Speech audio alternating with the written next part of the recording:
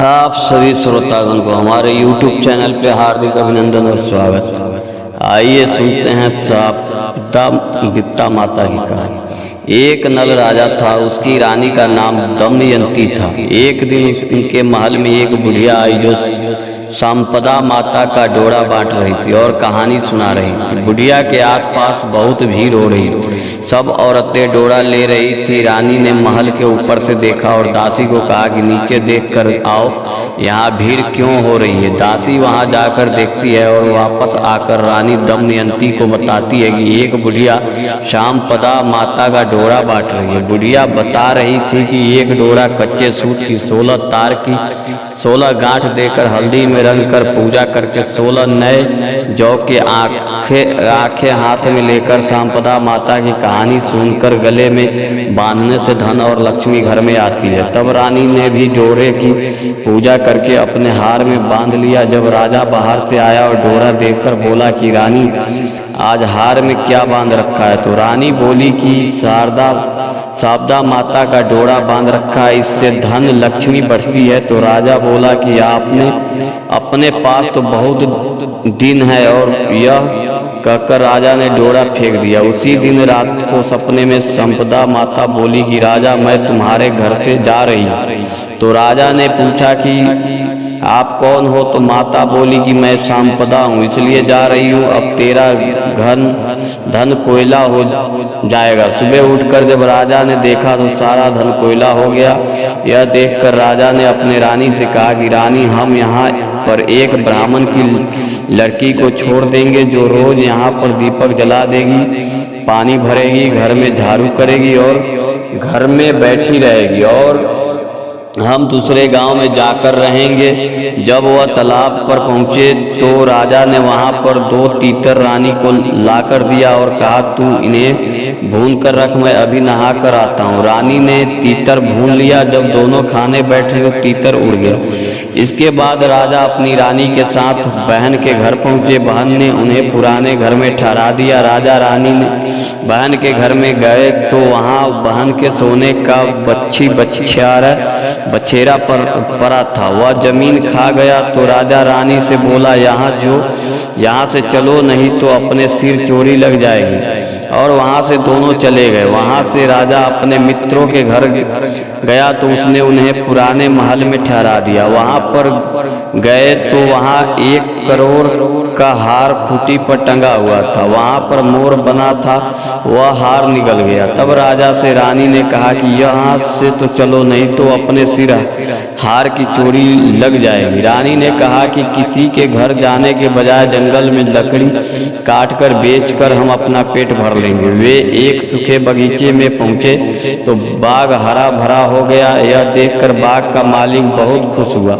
उसने देखा वहां पर स्त्री पुरुष सो रहे हैं। उन्हें जगह कर बांध के बाग के मालिक ने पूछा कि आप कौन हो। जो बाग 12 वर्ष से सूखा था वह आज हरा भरा हो गया। यह सुनकर राजा रानी ने कहा कि हम राहगीरी हैं, काम की खोज कर रहे हैं। यह सुनकर बाग के मालिक ने उन्हें वहां पर नौकरी दे दी। बाग की मालकिन ने रानी से कहा कि तुम सिर्फ फूल की माला बाजार में बेचकर आया करो। एक दिन मालिन कथा सुन रही थी और डोरा ले रही थी। उसने रानी को बताया कि यह संपदा माता का डोरा है। यह सुनकर रानी ने भी कथा सुनी और डोरा लिया। राजा ने रानी से पूछा कि यह डोरा किसका है। तो रानी ने कहा कि यह वही डोरा है जो आपने एक बार तोड़कर फेंक दिया था, उसी कारण संपदा माता हमसे नाराज हो गई है। रानी ने कहा कि यह संपदा माता सच्ची है और इससे हमारे पहले जैसे दिन लौट आएंगे।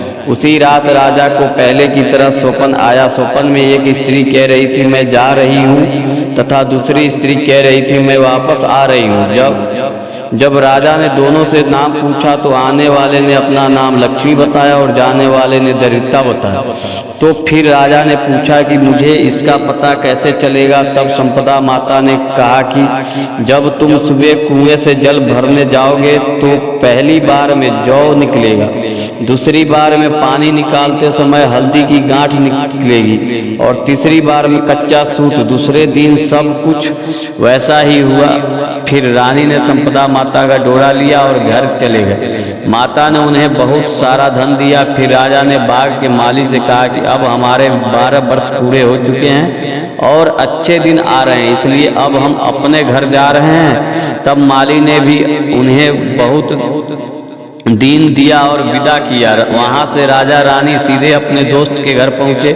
राजा ने कहा कि जहां हम पहले रुके थे वह हमें वहीं रुकना है। पुराने महल में वहां जाकर देखा कि जो हार पहले मोर ने निकल लिया था वह हार खूंटी पर टंगा हुआ था।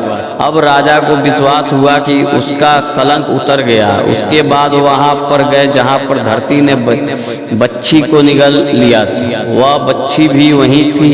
यह देखकर राजा ने रानी से कहा कि अब हमारे अच्छे दिन आ गए हैं। वहां से विदा होकर राजा रानी सरोवर के किनारे पहुंचे तो दोनों तीतर पड़े हैं। वे समझ गए कि यह वही तीतर हैं जो उड़ गए थे।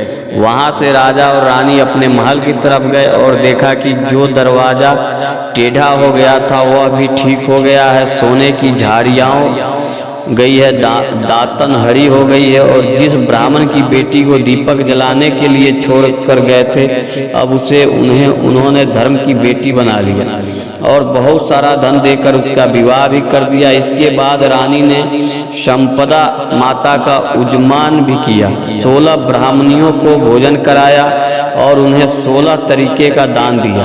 हे संपदा माता, जैसी राजा को पहले दिया वैसे किसी को मत देना और जो राजा को बाद में दिया वैसा सभी को देना। कहते सुनते हुंकार भरते सारे परिवार को देना। संपदा माता का डोरा। चित्र बुंदी। एकम होली के दूसरी दिन धुलंदी संपदा माता का डोरा लेते हैं। संपदा माता को डोरा होली के पूजन के बाद बची हुई सामग्री से ही ली जाती है और उसी सामग्री से पूजा भी करते हैं।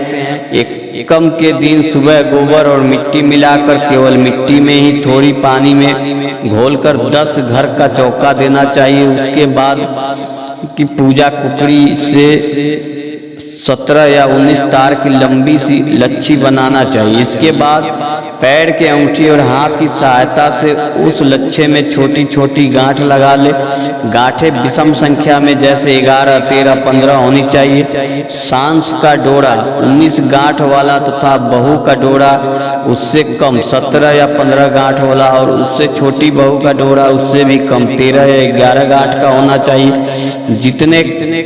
जितनी कांटे लगाएं उतने ही जौ के दाने प्रत्येक डोरी के पार रखें। जिनके पुत्र का विवाह नहीं हुआ हो उन्हें 7 गांठ की तगड़ी बनानी चाहिए।